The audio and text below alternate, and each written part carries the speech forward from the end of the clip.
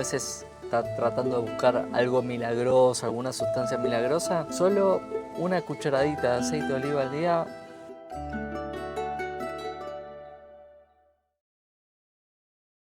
Fabio, ¿cómo va? Gracias, Bienvenido. Che, por Un la placer, invitación, un muy placer. amable. Muchas gracias Así que bueno, por visitarnos. excelente. Te agradezco la amabilidad de invitarme y mostrarme todo esto, que está buenísimo. Así que nada, un poco quería mostrar esto. Me gustaría aclarar que no tenemos ningún acuerdo comercial, que es solo por tu amabilidad de poder mostrarnos todo, cómo son las plantas de olivos, el procesamiento, cómo se obtiene, la diferencia de los diferentes aceites, y también podemos hablar un poco de los beneficios del aceite de oliva, ¿no? Un lujo para mí y poder, digamos, acercarte al mundo del aceite de oliva, a lo que hacemos y justamente ver las distintas etapas del proceso y también poder probar el aceite, poder distinguir los atributos, los defectos. Así que un placer recibir. Bueno, bárbaro. ¿Me mostrás? Vamos. Dale.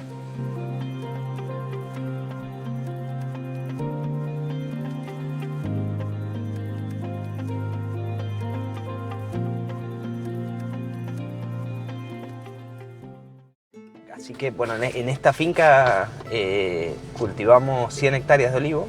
Este año estamos plantando 25 hectáreas y la época de plantación justamente es ahora, a partir del 15 de octubre, cuando ya salís de la época de riesgo de helada, ya comenzamos con las plantaciones.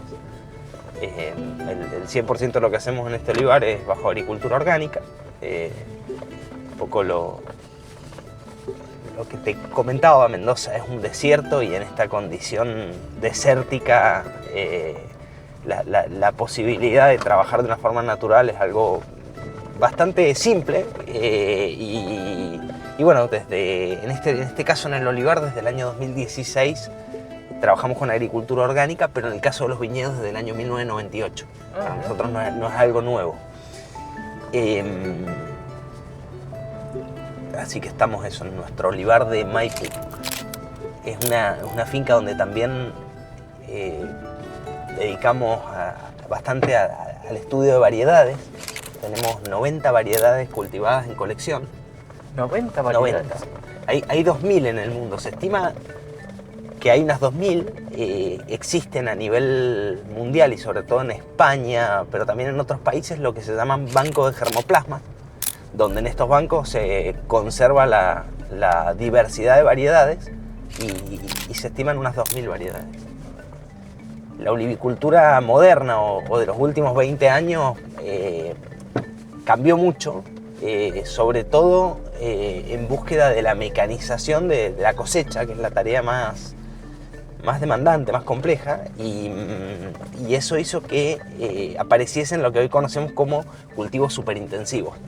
Superintensivos porque se plantan muchas plantas por hectárea. Antiguamente, si vos ves los olivos, se plantaban a 8 metros por 8 metros. En una hectárea entraban unas 150 plantas de olivo, 150 árboles. Hoy las densidades a veces van en 4 metros entre hilera y 1,5 metros entre planta. Entonces se plantan hasta 1.600, 1.800 plantas por hectárea. Y eso buscando un olivo de un porte más pequeño, donde puedan trabajar máquinas que en forma cabalgante van haciendo la cosecha. En nuestro caso, en nuestro olivar, manejamos un sistema intermedio de 7 metros entre hilera, 3 metros entre planta aproximadamente, que eso nos da unas 400 plantas por hectárea. Y bueno, justamente al diversificar el uso de variedades, tenemos que usar sistemas intermedios. Mira el sorgo. Los sistemas de superintensivos, todos estos sistemas de alta densidad, limitan bastante el uso de variedades. O sea, podés usar muy pocas variedades. Por eso se está produciendo un estrechamiento en el uso de variedades en la olivicultura mundial. Si bien existen 2.000, se usan muy pocas. ¿Y qué producción da cada planta? Bueno, nosotros siempre miramos la producción de cada hectárea y una hectárea puede producir unos 1.500 a 2.000 litros de aceite por año, más o menos. Raro el clima ventoso, no es tan habitual, ¿eh? Pero este cuadro es de Genovesa. Genovesa se trata de una variedad originaria de Valencia. Es una de las primeras variedades que cosechamos. Si te fijas, en este momento el fruto ya está cuajado y está creciendo, y estamos por llegar a la etapa que conocemos como endurecimiento de carozo, donde se empieza a endurecer el carozo y empieza el proceso de lipogénesis. Empieza a producirse el aceite dentro de la aceituna.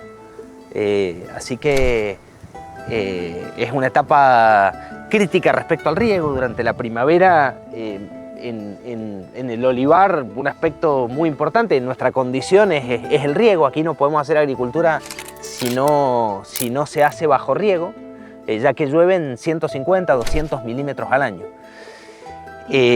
Lo que vemos acá es el olivar, y debajo del olivar y sobre la hilera trabajamos con coberturas. O sea, buscamos que los suelos no estén desnudos. En esta condición desértica lo que buscamos es crear condiciones para la acumulación de materia orgánica. Por eso, perfecto, lo que ves acá en estas coberturas, que podemos encontrar diferentes especies, por ejemplo esta especie de flor amarilla, una especie que es una leguminosa que se llama lotus. Esto es otra especie que se llama Eleotropium. Hay mucha diversidad de especies, y lo que buscamos con estos mulching, con estos colchones, es generar que justamente las condiciones a nivel de suelo permitan una mejor acumulación de materia orgánica. El riego en este caso lo hacemos con goteo, pero también en estas melgas podemos regar por inundación. Entonces combinamos un riego por goteo con un riego por inundación. Contame un poco la planta. ¿Qué tiempo tienen las plantas? ¿Cómo es todo el ciclo? Bueno, acá estamos en un cuadro que está plantado en el año 2010. Cuando plantamos un olivo, para que, digamos, a los pocos años, 2 o 3 años, ya está en producción, ya florece y ya da fruta. Pero para llegar a una producción plena en la densidad en la que cultivamos, tardamos unos 8 o 10 años. Cuando se van a estos esquemas superintensivos de mayor densidad, aproximadamente toma 5 años llegar a una plena producción. Y en los olivares antiguos que se plantaban a 8x8, 10x10, tomaba 20 años. Entonces la olivicultura ha cambiado mucho en ese sentido. Pero el olivo llega como una planta de 60 centímetros que traemos a campo. Plantamos durante primavera, pasando mediados de octubre, donde ya tenemos menos riesgo de heladas. Y a partir de ese momento empezamos con los trabajos de formación de la planta, donde la llevamos con un tutor, y empezamos a formar esta forma de vaso, palmeta, donde durante el invierno vamos haciendo podas de formación, y siempre promoviendo el crecimiento de las brindillas, el crecimiento de los nuevos brotes de cada primavera, que es sobre lo cual vamos a tener la producción del próximo año. El olivo tiene la particularidad, Fabio, de ser de hoja perenne. Esto significa que en el invierno no pierde la hoja, y eso lo hace sensible a los climas continentales como el nuestro. Si el olivo está un poco condicionado por las bajas temperaturas de invierno, y por ejemplo en Mendoza lo podemos cultivar en algunas regiones. Cuando nos vamos a regiones de mucha altitud o regiones en el sur donde las temperaturas durante junio, julio son extremas, no podemos cultivarlo porque justamente sufre daños en sus brindillas y daños en la potencial cosecha. Entonces uno de los aspectos más importantes es la zonificación, encontrar las zonas adecuadas para el olivo. Y también, como hablábamos, la variedad. Cada variedad se adapta mejor a una región o a otra. Existen cerca de 2000 variedades y bueno, en nuestro caso es un tema que nos interesa mucho y que venimos estudiándolo hace mucho tiempo. Tenemos aproximadamente 90 variedades en colección, en estudio. Bien.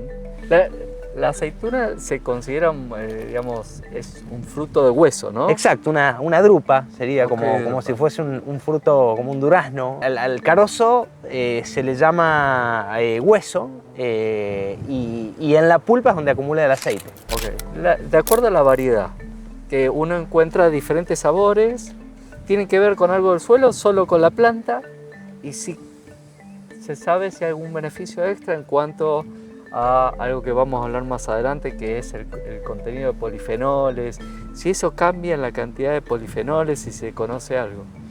Sí, en realidad siempre que vamos a zonas más frías o que tienen mejor amplitud térmica, como es el caso de Mendoza, se elevan los niveles de ácido oleico. El ácido oleico, bueno, lo consideramos muy importante también en la estabilidad del aceite. Okay. Si bien los polifenoles son importantes, también el alto contenido de ácido oleico favorece una mejor conservación.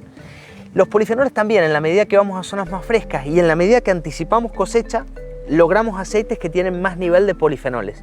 Ahora, la variedad es determinante en el contenido de polifenoles.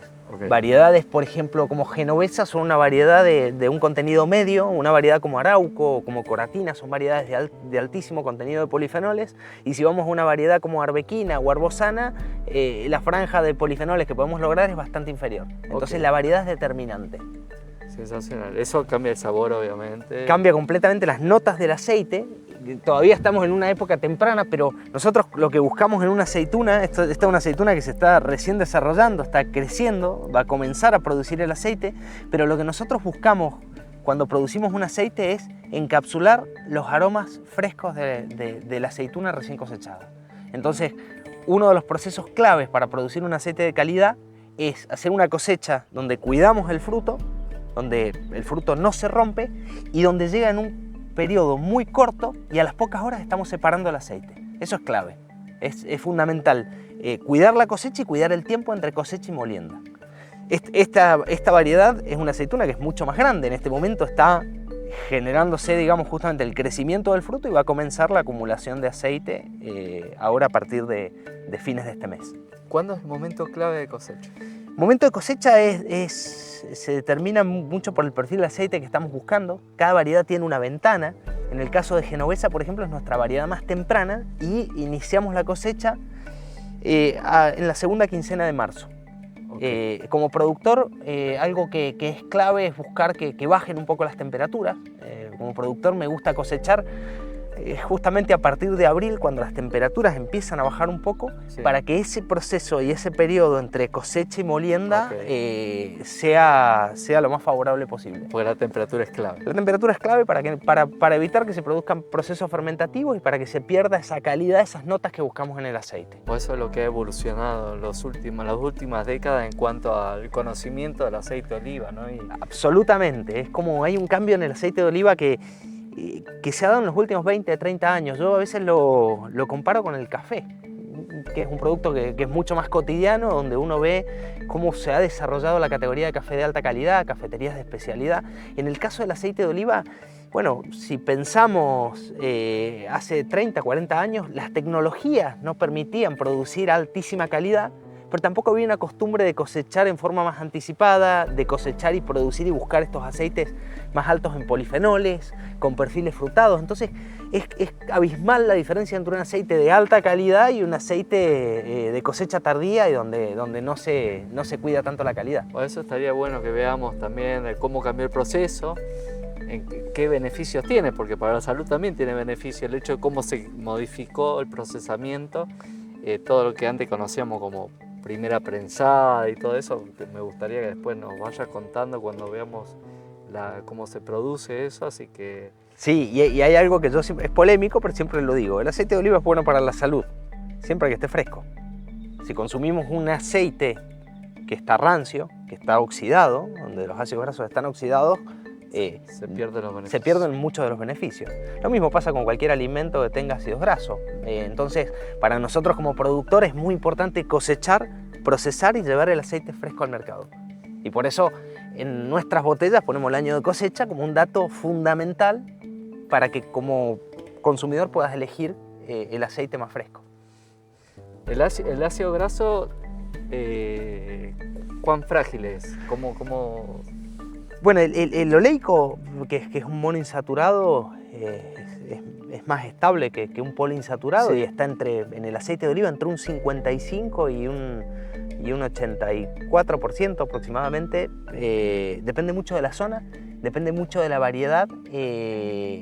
Mendoza es una región donde en general los niveles de oleico son bastante altos, por esto que hablábamos de que es una zona un poco más fresca, tiene buena amplitud térmica, pero varía muchísimo. Y la variedad es determinante en el nivel de ácido oleico. Es marcada la diferencia entre variedades. ¿Y cuán estable es una vez producido? Porque podemos hablar de los polifenoles quizás son la parte más frágil, y lo que más ahora se aprecia por el procesamiento nuevo, pero es la parte más frágil en la conservación, ¿no? Por eso, pero el ácido oleico... Sí, es estable, pero yo siempre también pongo foco sobre las condiciones de guarda. Nosotros cuando hacemos un aceite y lo llevamos a nuestra sala de tanques, bajamos la temperatura y mantenemos una temperatura estable entre 15 y 17 grados. Y eso es clave. O sea, la vida útil de un aceite se define mucho por la temperatura de conservación, y por eso es bueno mantenerlo en temperaturas frescas. A veces cuando bajamos de los 12 grados, cuando un aceite, y en general el aceite de oliva empieza a tener congelamientos, sí, son naturales, pero conservado a 15, 17 grados y usando nitrógeno para barrer el oxígeno presente en los tanques, podemos alargar bastante la vida útil. Depende mucho de la variedad, contenido de oleico, contenido de compuestos fenólicos.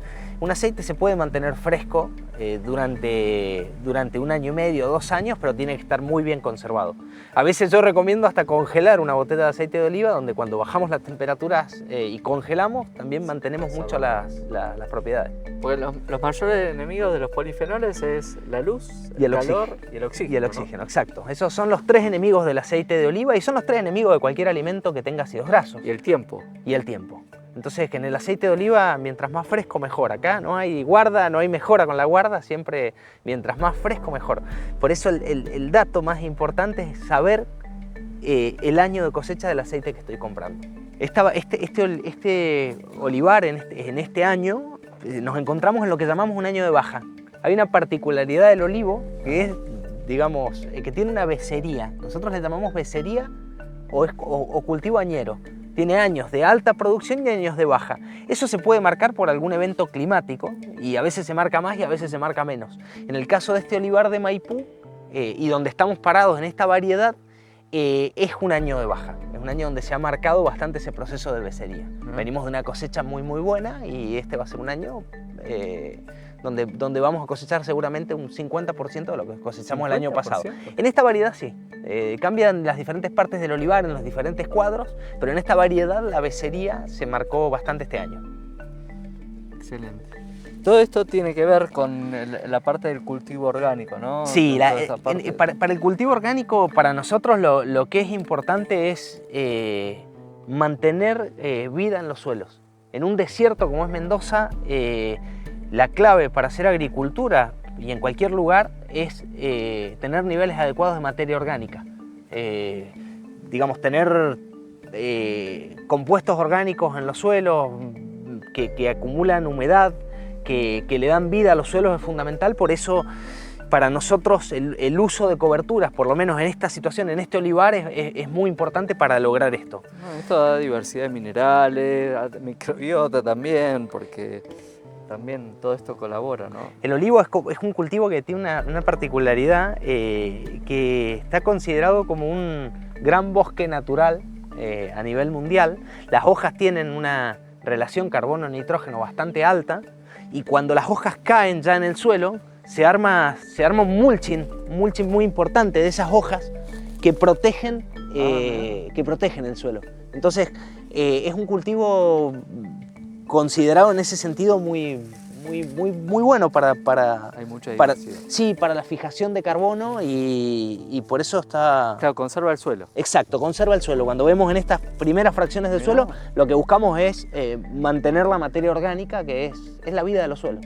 Es lo clave para todo el proceso de nutrición, para el proceso de producción. Ahí no corre más, los suelos ya no nutren, ¿no? Los suelos ya no nutren, ¿viste? Bueno, lo que pasa es que los cultivos, muchas veces cuando se repite un cultivo, exacto, distinto a esto, ¿no? Puede sí quitar un poco de minerales de los suelos, pero en este caso esto es increíble. A veces en agricultura no tenemos tan presente el tema de la vida de los suelos, bueno, es algo que no vemos tan fácilmente o no estudiamos.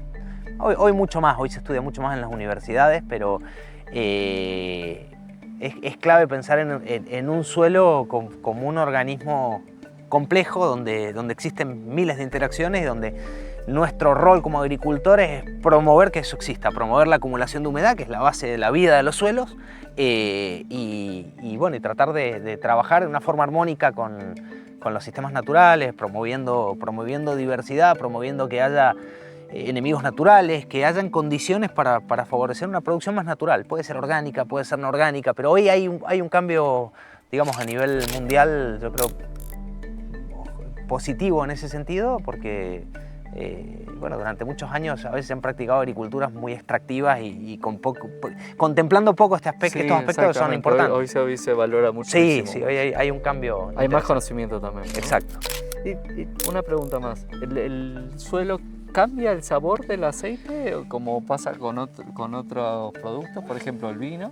En el olivo vemos mucho, sobre todo cuando comparamos cultivos que están en secano. El olivo es un cultivo que en los climas mediterráneos sufre determinados estrés o pasa periodos de estrés y tiene algunas adaptaciones para pasar esos periodos más secos.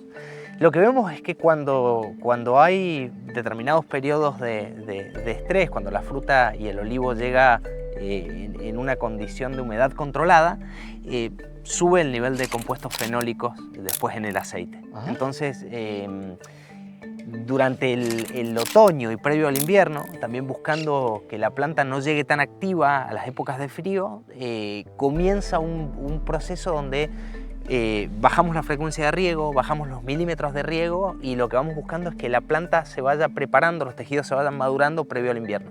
Eso favorece también la acumulación de compuestos fenólicos.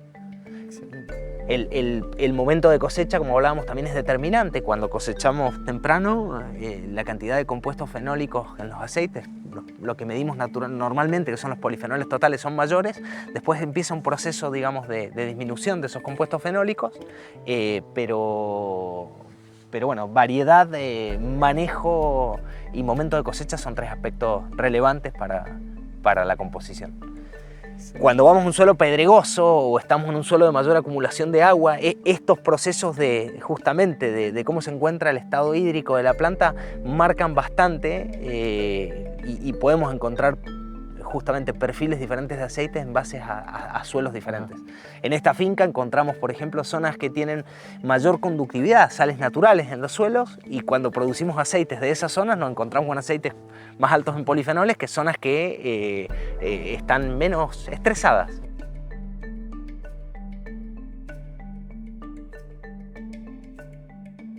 Esto es un olivo traído a campo hace 20 días. Así comenzamos una plantación. O sea, la planta viene en unos 60 centímetros, en nuestro caso, por estar en una zona que es un poco más fría, buscamos que sea una planta más grande. Fíjate que esta planta prácticamente tiene un metro 60, sí.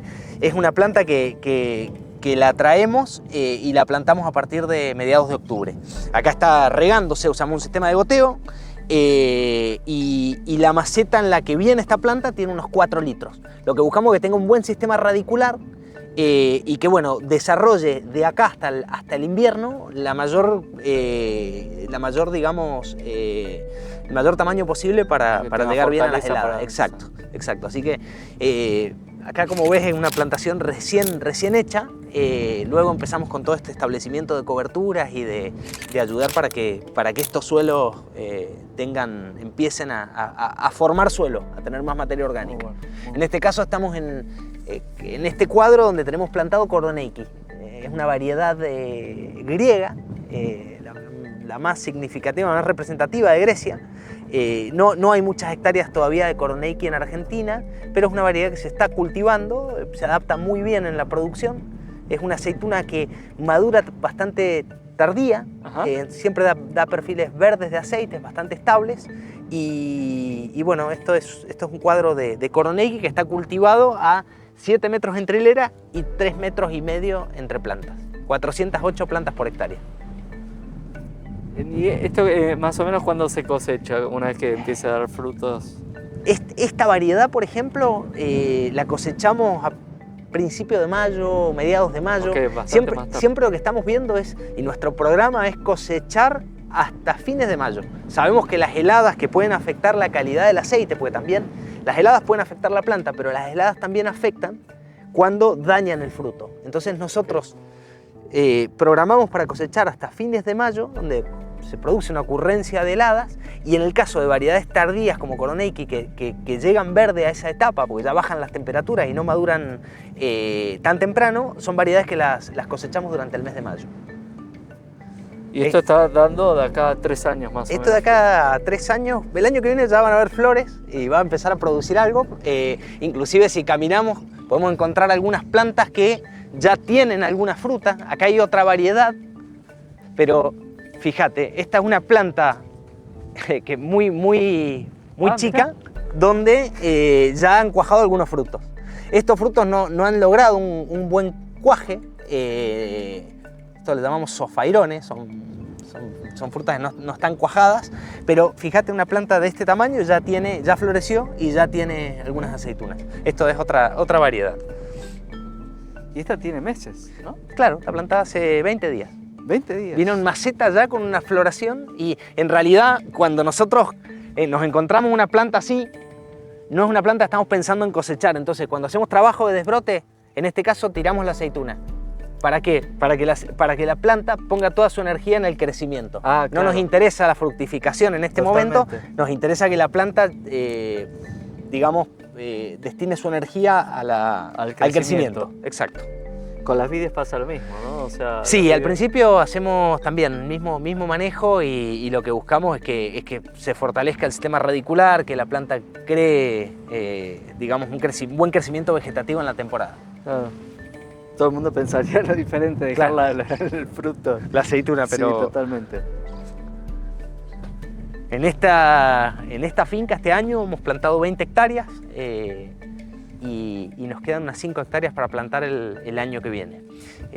Mayoritariamente la variedad que cultivamos es Arauco. Arauco es una variedad muy apreciada por nosotros como productores, y es una variedad muy particular porque es la primera variedad que se trajo a América. Estamos hablando de 1550. Aproximadamente están los olivos más antiguos de América, de Sudamérica, están datados de 1550. Y son olivos monumentales, olivos que tienen, no sé, 5 metros de diámetro el tronco. Hay algunos de estos olivos en el sur de Perú, lugar donde hay muchos olivos de cuatricentenarios, norte de Chile, y hay algo en Argentina, pero en estas zonas se encuentra justamente Arauco, que fue la primera variedad traída por los españoles. ¿Tanto tiempo pueden tener estas plantas? Se estima que el olivo más antiguo del mundo se estima en unos 4000 años, un olivo en pie. Increíble. Hay muchos olivos en la zona del Mediterráneo que están datados en 1500, 2000 años, y se estima el olivo más antiguo del mundo aproximadamente en 4000 años. ¿Y siguen produciendo?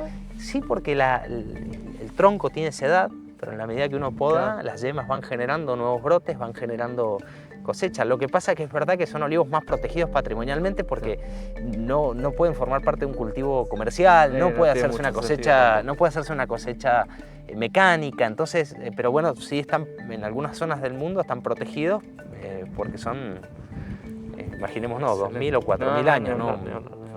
En nuestros tiempos no. Impresionante. Sí, acá bueno, ya hay olivos un poco más antiguos. Cuando empezamos a plantar olivos, esto fue en el año 2005. Yo en el año 2002 empecé a estudiar sobre aceites de oliva, y realmente ahí descubrí este mundo y me interesé mucho. Y en el año 2005 empezamos a plantar nuestros primeros olivos en esta finca. Las variedades que podemos ver acá, acá a la izquierda esto es picual y esto es arbequina. Son dos variedades que están bastante difundidas en Argentina. Picual se utiliza porque también hay variedades que consideramos que son exclusivamente para aceite, y hay variedades que consideramos que son para mesa. Picual es una variedad que le llamamos a veces doble propósito, porque es una variedad que se puede utilizar para la producción de aceites, pero también en Argentina se la utiliza para la producción de aceituna de mesa. Ahí se ven las aceitunas en la parte superior. Es una aceituna que tiene un tamaño bastante grande. Pero bueno, todas las variedades pueden usarse para producir aceituna de mesa y para producir aceite, pero hay variedades que típicamente se utilizan más para mesa y variedades que típicamente se utilizan más para la aceituna. Arbequina, por ejemplo, es una variedad que se usa casi en exclusivo para producir aceite, pero en Cataluña, es una variedad catalana, también se la utiliza para producir una aceituna muy chiquita, que el carozo se despega muy bien y que es muy rica. Entonces, también se la puede utilizar en la producción de aceituna. Okay. La diferencia de tamaño con lo que veíamos antes tiene que ver con el tiempo, con la variedad. Acá estamos en un olivo que tiene 5 años más que el olivo en el que nos paramos al principio. Y bueno, ya el porte es mayor. Ahora, en esta finca donde tenemos también diferentes tipos de suelo, nos encontramos que el vigor de la planta también cambia un poco respecto al tipo de suelo. Hasta se nota la diferencia de las hojas, ¿no? Sí, cuando ves las variedades notas mucho la diferencia de colores, y te haces el ojo, digamos, podés reconocer las variedades. Por supuesto, cuando estás en un lugar donde sabes qué variedades se manejan. Ahí hay diferentes, ya vos lo ves a la distancia y ya ves. Y ya ves los colores diferentes. Ves muy distintos los colores, impresionante. Así es. Esta variedad es una aceituna más pequeña, fíjate que acá se ve que es una aceituna de un tamaño bastante más chico. Esta también es una variedad que la cosechamos durante mediados de abril, principios de mayo. La poda y el manejo, digamos, durante el invierno consiste en este caso y en esta densidad que cultivamos en buscar que haya buena iluminación. Vamos haciendo algunos cortes de madera para lograr estos huecos, esta iluminación, esta ventilación, que es muy importante para promover la productividad y para promover que la planta esté sana. Durante el inicio de primavera también empezamos con aplicación de abonos orgánicos. Básicamente lo que hacemos es aplicar compost, y ese compost lo producimos a partir del alperujo, que es cuando separamos el aceite, lo que queda, que es la pulpa. Hacemos un proceso de compostaje y luego una aplicación como el abono orgánico que utilizamos para la fertilización. Eso lo aplicamos en nuestra condición semienterrado o sobre las coberturas para protegerlo de la insolación y para que las raíces puedan aprovechar toda esta materia orgánica. Así que durante el mes de agosto y septiembre ya hacemos las aplicaciones a razón de unos 10.000 kilos, 10 toneladas por hectárea. Una vez que terminamos la poda y la aplicación, comienza la época de primavera, de calores y por lo tanto la época de riego, que es muy importante ahora durante primavera y verano, lograr los crecimientos que van a dar la producción del año siguiente. Me refiero al 2027. Totalmente. Entonces son las tareas más importantes, son el riego. Hacemos algunas podas en verdes, algunas siempre digamos buscando esta iluminación, buscando que la planta esté sana, pero bueno, en esta condición desértica la verdad que el olivo es una condición realmente excepcional para el olivo. Y vos me decías para hacer el compostaje, ¿con los carozos? El carozo, que ya lo vamos a ver en el proceso, que se muele durante la molienda de la aceituna, se separa una vez que separamos el aceite y se utiliza como combustible. La verdad que en ese sentido el aceite de oliva es una maravilla, porque el proceso de separación es completamente natural y los subproductos, que son el carozo y el alperujo, son productos de muy alto valor. El alperujo hoy se utiliza mayoritariamente para compost, pero también el alperujo es una fuente muy rica de compuestos antioxidantes, es una fuente muy rica de hidroxitirosol, de oleuropeína. Hoy a nivel mundial hay mucha investigación al respecto.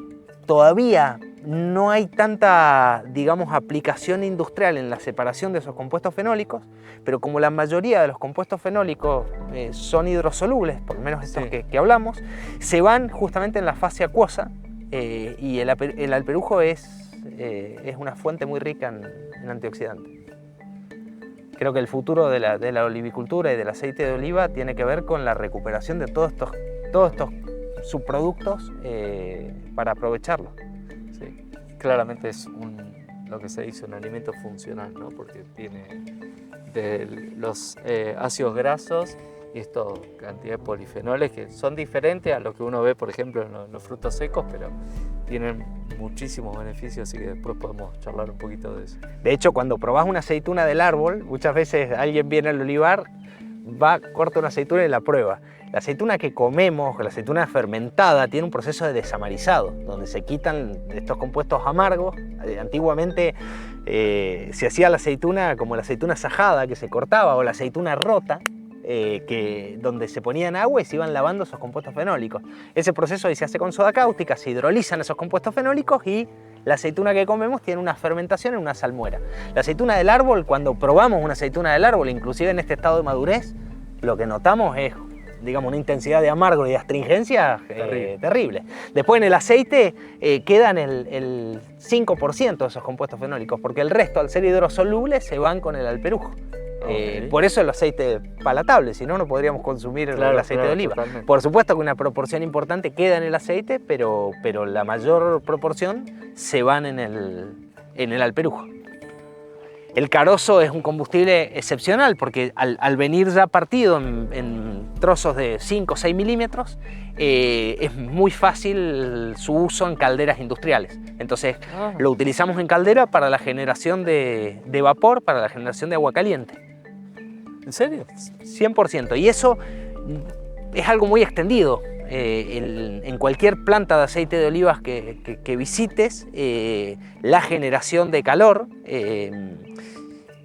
que la generación de calor no es tanto calor, es el calor que necesitas para hacer un batido de la pasta a 25 grados, pero cuando estamos cosechando en otoño y las temperaturas son bajas, necesitamos hacer una elevación de temperatura, pero todo ese calor se genera a partir del carozo. En la industria es algo muy, muy habitual. Así que se aprovecha absolutamente todo. En ese sentido es fantástico el olivo y es un cultivo muy valorado por esto y por lo que hablábamos, que se trata de un cultivo y de un árbol que crea grandes bosques naturales a nivel mundial y es un árbol que está fijando carbono, y eso es también muy significativo de este cultivo. Argentina es el productor más grande de todo el hemisferio sur. Tenemos cultivadas unas 70.000 hectáreas de olivo en todo el país, sobre todo en los valles cordilleranos, también en algunos valles, digamos, en algunas zonas cerca del mar, del Atlántico, pero mayoritariamente en los valles cordilleranos. Igualmente Argentina representa a nivel de producción mundial el 1% o 1,5%. El aceite de oliva sigue siendo un producto donde su producción está centralizada en el Mediterráneo. El primer país, el más importante, es España. Si hacemos una comparativa simple, España tiene 2.700.000 hectáreas. Argentina 70.000. Para dimensionar, España puede producir el 45% del aceite de oliva que se produce en el mundo.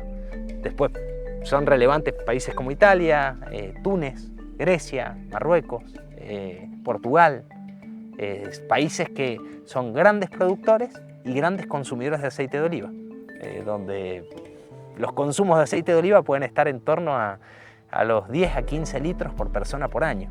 No te puedo creer. De ahí es que la matriz de la dieta mediterránea, ¿no? El aceite de oliva. Y es la fuente de ácidos grasos principal.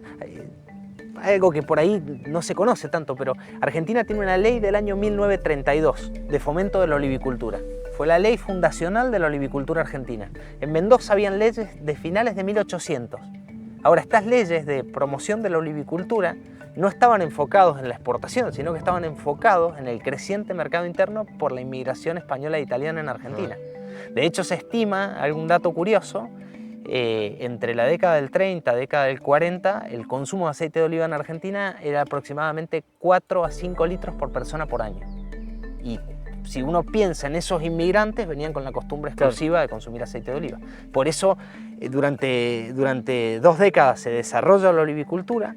En aquel momento se cultivan, te diría, el equivalente a lo que hay hoy, en otra densidad. Se plantaban olivos a 8x8, a 10x10, pero se plantan 7 millones de olivos en esos 20 años. Y después la olivicultura lamentablemente entra en una crisis en la década del 60, donde se financia una promoción, digamos, la promoción del aceite de maíz, diciendo que el aceite de oliva elevaba el colesterol. Y eso en Argentina tuvo un efecto marcado. Se estima una erradicación de la mitad de los olivos plantados entre 1930 y 1950. Yo creo que gran parte de esos olivos que se erradican también tiene que ver con la elección de zonas o variedades que no eran aptas. Estaban de alguna manera escribiendo las primeras páginas, aprendiendo sobre olivicultura, pero esta campaña difamatoria fue significativa. Yo me acuerdo en la casa de mis abuelos que siempre se mantuvo el consumo de aceite de oliva. La segunda opción fue el aceite de maíz. Y el aceite de maíz venía de esa época donde bueno, muchos médicos no recomendaban el consumo de aceite de oliva diciendo que elevaba el colesterol. Había una campaña difamatoria. A lo largo de la historia de la medicina, viste que va cambiando permanentemente, más con el conocimiento del método estadístico y todo eso, y poder hacer los trabajos más puros, es que uno empieza a tener más conocimiento. Por eso va cambiando permanentemente, ¿no? Pasó con el tabaco, claro, pasó con el uso masivo de la recomendación de hidrato de carbono sobre las grasas, por ejemplo, y después la obesidad en cifras históricas. Bueno, todo el conocimiento va modificándose, pero por eso el aceite de oliva hoy está al tope de la recomendación de salud. Sí, está cada vez más valorado y bueno, la verdad que en el resto de los países fuera del Mediterráneo las tasas de crecimiento de consumo de aceite de oliva son importantes. Los países mediterráneos no, porque ya la base de consumo claro, es tan alta pero fuera del Mediterráneo el crecimiento del consumo es sostenido. ¿Y qué? ¿Tenés idea el promedio de consumo de aceite de oliva al año? Aquí en Argentina no tenemos datos oficiales, podemos a veces ver lo que son algunos relevamientos de mercado y se estiman unos 300-400 mililitros por persona por año. Nada. No, todavía es bajo, Sí. pero viene creciendo. A veces hay una idea que muchas personas dicen el aceite de oliva es caro. Yo pienso que hay otros alimentos que si uno los valora desde el punto de vista de lo que te aportan son caros. Yo creo que el aceite de oliva de calidad no se vuelve caro cuando uno piensa en consumos de 4 o 5 litros al año. Son consumos o 10 litros al año, no son tan significativos justamente en una canasta, en un gasto en alimentación.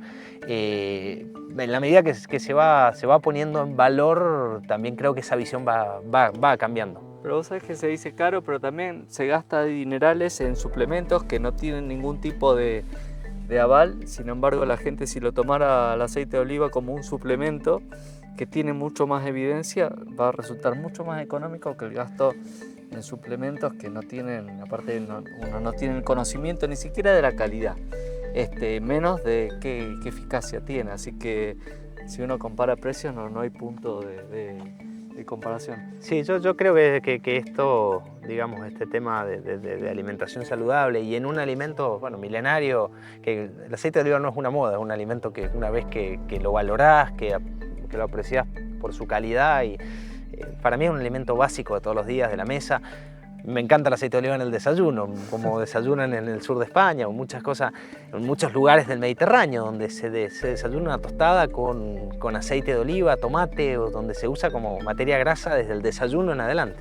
Pero no solo eso, o sea, la evolución también hizo que el aceite tenga mucho más virtudes de lo que antes se conseguía, todo lo que mencionaba de la conservación de la temperatura, y esto hizo que sea mucho más productivo. Desde el punto de vista de salud, te digo, es enorme el beneficio. Sí, y la tecnología, como decís vos, en los últimos 40 años viene evolucionando tanto que es muy interesante, porque los niveles de calidad a los que podemos acceder cada vez van a ser mayores. Y eso, bueno... También está relacionado con el conocimiento, ¿no? Toda esta parte... Sí, absolutamente, absolutamente. Cuando uno compara los sistemas antiguos de producción, bueno, eran muy descuidado el sistema de extracción en cuanto a oxidación. Entonces todo esto que hablamos de los compuestos minoritarios, en sistemas más cuidados de elaboración también lo que promovemos es tener más compuestos minoritarios antioxidantes después en el aceite, más niveles de polifenoles.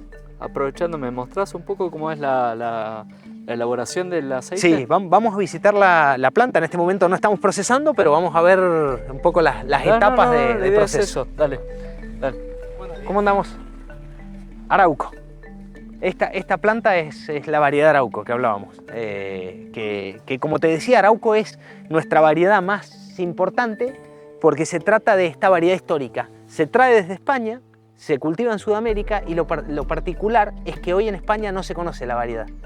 De alguna manera esta variedad quedó minoritaria, quedó circunscripta a algún lugar, pero hoy se reconoce como una variedad que solo está difundida en Sudamérica, en Argentina y por ejemplo, digamos en algunas zonas de Chile y Perú,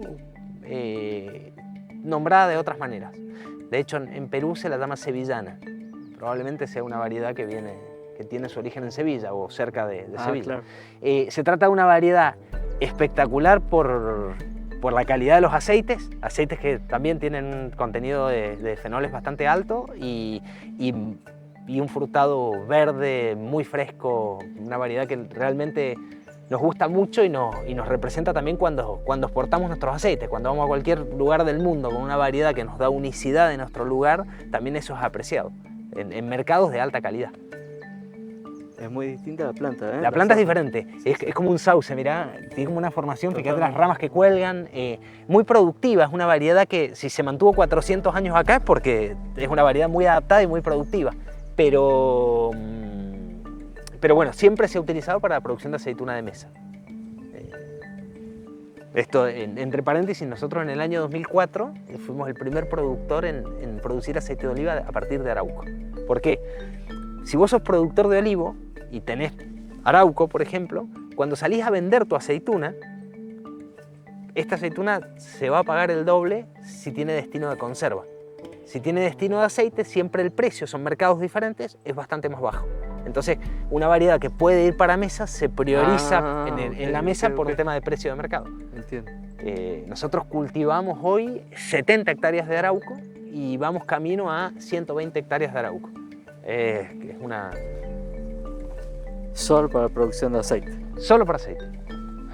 Imagínate, cuando la procesábamos, hace algunos años me miraban los productores como diciendo, están locos. Es un sacrilegio. Lo bueno de la variedad Arauco es que la pudimos sumar dentro de la indicación geográfica que tiene Mendoza. Mendoza, a partir del año 2022, se creó una indicación geográfica que fue la segunda indicación geográfica fuera del Mediterráneo. Deben existir entre indicaciones geográficas y denominaciones de origen en aceite de oliva más de 200 seguro a nivel mundial. Pero en América esta es la primera indicación geográfica. Y algo que yo creo que tiene mucho valor es que pudimos incluir una regla, cuando digo pudimos, desde la Asociación Olivícola, los productores, la universidad, bueno, INTI, todos los actores que trabajaron para la creación de la indicación, el Instituto de Desarrollo Rural, donde la indicación geográfica de Mendoza tiene que tener más de un 20 hasta un 50% en su composición de la variedad Arauco. Entonces es una forma de preservar una variedad histórica y de alto valor.